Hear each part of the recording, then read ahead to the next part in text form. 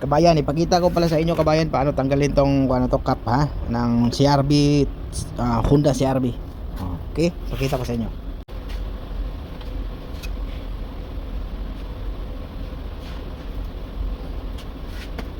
Dahan lang, baka masira. So meron tayong plastic.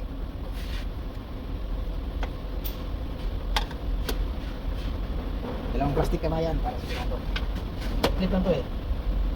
Tapos tira ito lahat. Diba?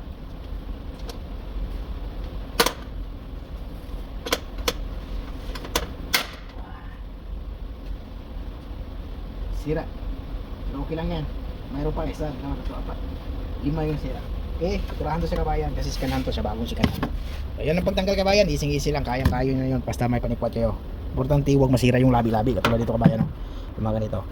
Ito yung importante, yung mga labi-labi niya huwag masira. Kailangan ingatan mo yan. Okay, okay sila kabayan.